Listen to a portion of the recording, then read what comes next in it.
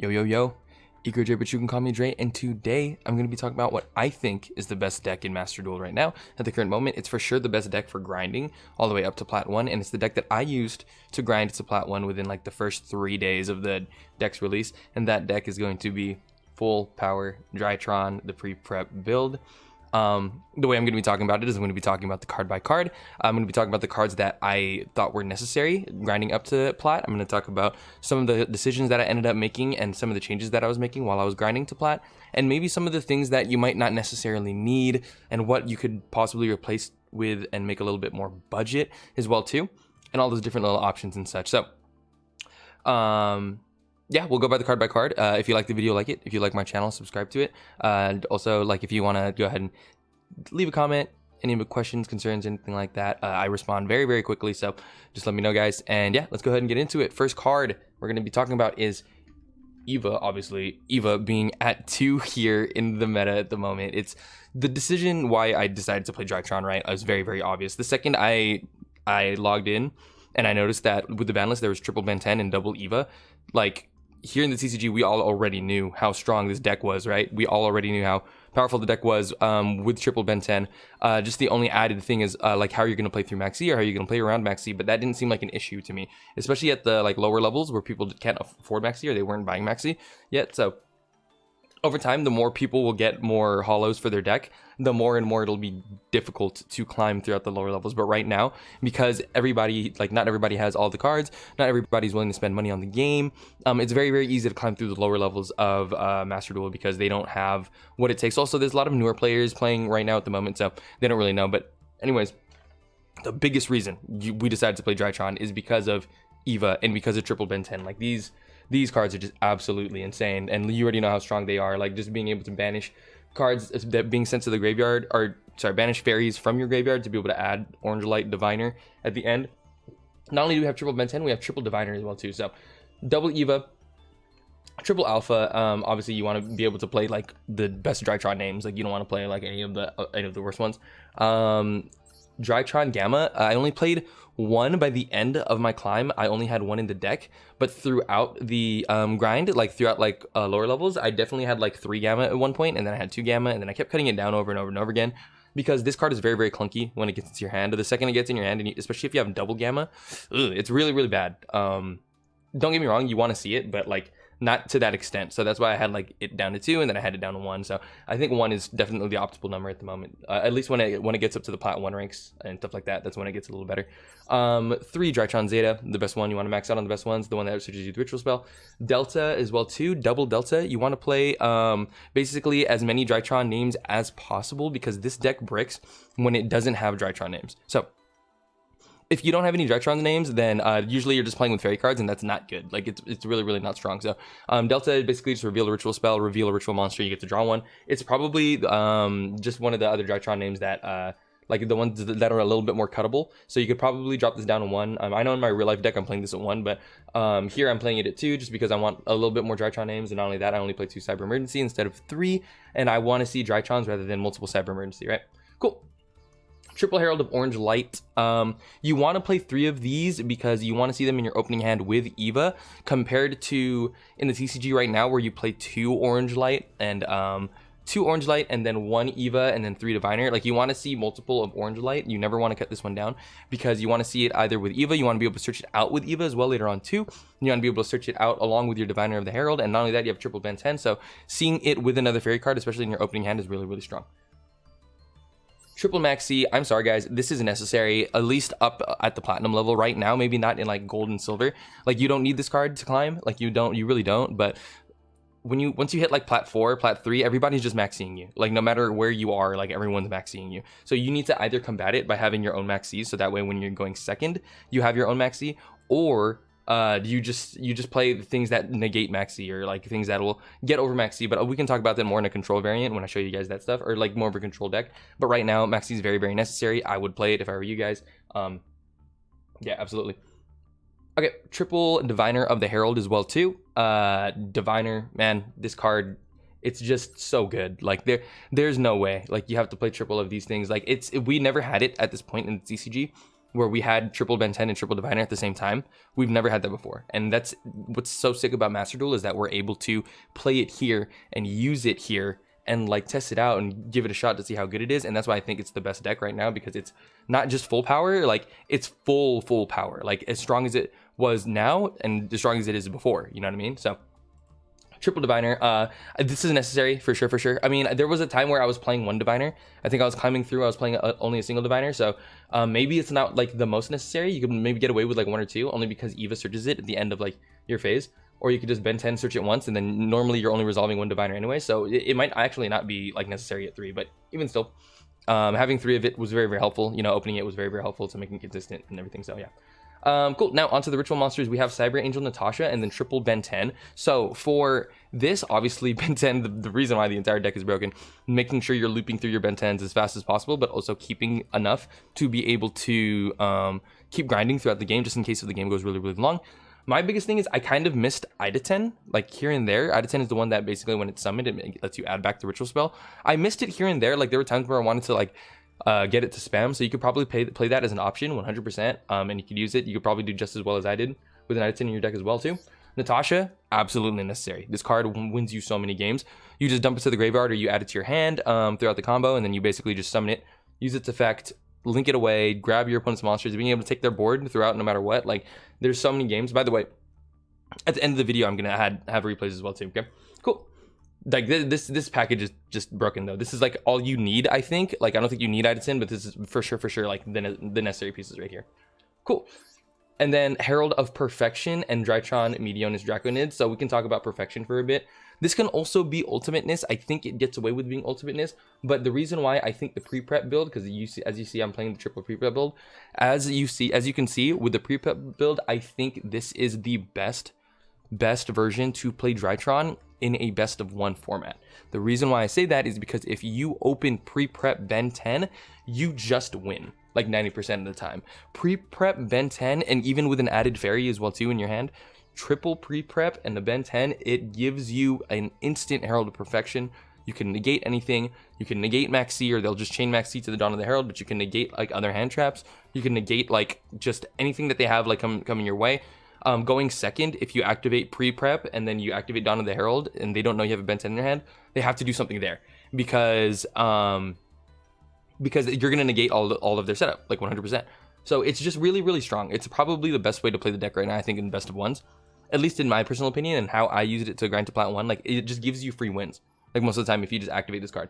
Like a lot of the times throughout the combo, when certain things resolve, you already know you won because certain things went through, and it's like, okay, if he lets this go through, I'm going to win the game because I'm going to negate whatever he has coming up next, or I'm going to summon this Perfection and it's going to end everything. Like no matter what he has now, he won't be able to beat me out. And a lot of people can't afford droplets. A lot of people can't afford Dark Ruler No More. So a lot of people can't afford things that like fully negate the board. So it ends up helping up until all the way up until Plat 1, until the very last stuff. So cool. I think the Perfection build's the best. I think it's the most consistent when it comes to just being able to summon Perfection. Like, yeah, you have to play the bricks, like Dawn of the Herald and stuff like that, but it's very rare that you draw it, and even when you do, like, it's not as bad as people say it is. So cool. Lastly, Drytron Meteonis Dragon is this card is necessary, absolutely necessary. There's so many times where you can use it to get over window, or there's so many times where you need to Cyber Emergency for a ritual monster, and this is exactly what you need. So play Draconids, it's good. It swings over all kinds of monsters. 4,000 attack is really strong. Double Cyber Emergency, you don't want to play 3 of these because Cyber Emergencies can be a very clunky card. It can be a very like bricky card. Like if you brick on double of these and you have like and you have only like, or you have like 0 Drytron in your hand, like it ends up only being 1 Drytron and then a dead Cyber Emergency spell. So you don't want 3 of these. You only want to play 2 of these for sure, because this card specifically will brick you out, but it also searches out other things. You still want to be able to play it at least to be able to see your Drytron names as well too, okay? The triple pre-prep, which we already talked about as well too. Triple Drytron Nova. Drytron Nova is much better than Cyber Emergency because even though it's the same concept, like it'll brick you as well in your hand, this gives you a special summon onto the board as well, so that way it gives you link fodder and material to be able to just link away or to be able to seize away. Or you can sack into it later if you draw it off a Delta, and then you can just use it for OTK pushes. It's just a really good card. Cyber Emergency, you know, quick launch. Too strong, Italy.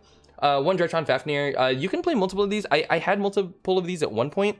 I think I had like two of them at one point to be able to pick up more, but it just becomes a little bit more cuttable. This is just to keep consistency throughout the deck, so that way I can search out Meteonis Drytron if I need to, or I can search out Drytron Nova if I need to as well too. The brick for Dawn of the Herald. 1 Meteonis, a Drytron ritual spell. 1 is all you need. You do not need more. Don't play more of this card. You only need 1. If they DD Crow it, or if they find a way to banish it, it is what it is. You know what I mean? So like you're probably like destined to lose that game anyways.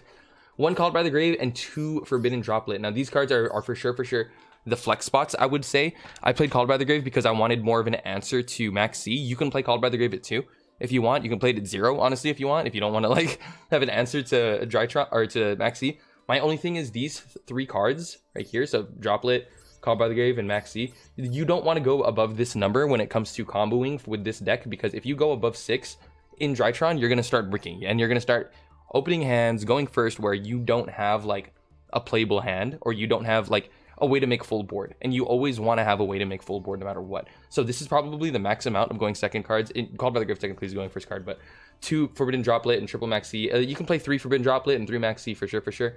But this can be a lot of things. Like this can be Chalice if you want to go the cheaper route. This can be Imperm if you have those as well too. And this can be just any form of quick play effect negation. The biggest reason why this is necessary is because of VFD. You don't want to lose out to VFD, Virtual World, just like shitting on your day. Or also during the mirror match as well too, you don't want to lose to that either. But VFD is probably the scariest thing for sure. Because Virtual World is just up there in Plat right now, and they're doing their thing by making VFD at the start of the game and just like bodying people and blowing people out. So you need an answer to that specifically. Otherwise, you will feel like shit all the time. So just making sure you have a couple going second cards. Cool. Onto the extra deck as well too. Elder Entity Ints, you need this for sure. At first, I was thinking I can play without this, and then I got Imperial Ordered, and I was like, yeah, maybe I need that card. So like for sure, you need this for the Imperial Order. It helps a lot once you get Imperial Ordered. Really good. Double Herald of Arclight. The second one does come up. Play 2. The second one does come up. Don't play 1. You'll regret it later on, most likely. Especially if you play Triple Divine of the Herald. Like you'll regret it later on if you only play 2. 1 Assembled Nightingale. Make sure you play this package for sure. The Assembled Nightingale, the Downer Magician, and the Zeus. Make sure you play this package because there's going to be a lot of the times where Fafnir does not get you the Zeus because they have all attack position monsters, or you can't protect your Fafnir, so you like have to be able to make like a Lyrilisk Assembled Nightingale to be able to attack it directly. Like this is just the better option. Make sure you hold on to this if you're trying to make Zeus. Fit this package in your extra deck for sure. 1 Drytron Moon Beta Fafnir. I never missed the second one, like ever. Like my games were way too fast because it's best of ones, you know what I mean? Like as well too, like they didn't have a way like to negate it really, and even if they did, like when they did negate Fafnir, it wasn't that serious. Like I was able to tribute it off, or I was able to send or use Beatrice to send more stuff as well too. So I think 1 is good. You could probably, if you have 2, play 2. If you want to play 2, if you have the luxury, do it. But you don't need more than 1 for sure. 1 Beatrice, this card's very necessary, especially with triple Diviner of the Herald. Like you want to be able to have like the option to have something to dump. This is like your contingency plan depending on what happens to your board. It helps a lot with dumping stuff. You can dump it with Eva as well on ending boards. So just really good. 1 Link Rebo, 1 Nightmare Phoenix. This card is necessary. The Nightmare package is very necessary. I think it's really strong when it comes to clearing back row, especially with a lot of the Eldlik decks that are running around right now, and being able to stop like floodgates and stuff like that. Just like Nightmare Phoenix is just really good. It's a very good utility card. You want your extra deck to be more of like a utility based kind of thing, right? 1 Nightmare Phoenix, 1 IP Masquerena. IP Masquerena wasn't super necessary, but there were times where I was able to make it and like have like a unicorn play just in case, because I don't want to get Zodiac. Like I don't want them to just normal summon Zodiac on me. Make what's it called? Make the fucking Zeuscat or Borbo and just swing on me and like me not be able to negate it, because Hell to Perfection doesn't do anything to negate that stuff.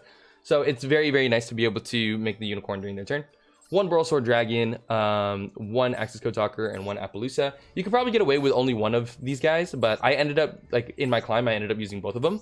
So I think it's necessary. Appaloosa probably isn't necessary. You could probably like switch this out for something else, but it's win more when you go first, and a lot of the times, if you don't have enough negates for your perfection, you can just make this as well too.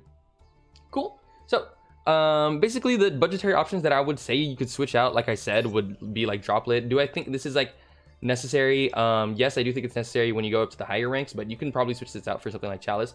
I do think Maxi is absolutely necessary, 100%. I think you can get away with only playing 1 or 2 Diviner if you want to do that to make it budgetary as well too. And then 1 Fafnir.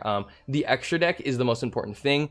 All of this stuff is necessary. Questions, if you guys have any questions when it comes to Union Carrier, I can answer those right now as well too. I don't think Union Carrier is necessary. I think the creation of Diviner of the Herald and the creation of the Beatrice combo, I think those things are like 100% do the job. You don't have to play a brick like Dawn Knight. You don't have to do the tribute summon with Vanity's Ruler. Oh, by the way, I also played Vanity's Ruler for a little bit. You can also play that, absolutely.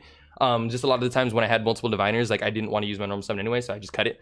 But you can play that as well too. You can also play cards like Lancia. You can also play just different fairies in general. But for sure, you don't need Union Carrier. Like, don't play that combo. It's not necessary. Yeah, so that's basically my Drytron deck profile, y'all. If you like the video, like it. If you like my channel, subscribe to it. I'm going to throw up a couple of replays as well, too, that I had from my climb, so you guys can check out the way that the deck works. If you guys want to talk about it in the comment section below, go ahead and talk about it in the comment section below. Expect more Master Duel content later on in the future. And later, guys. Bye. Thanks.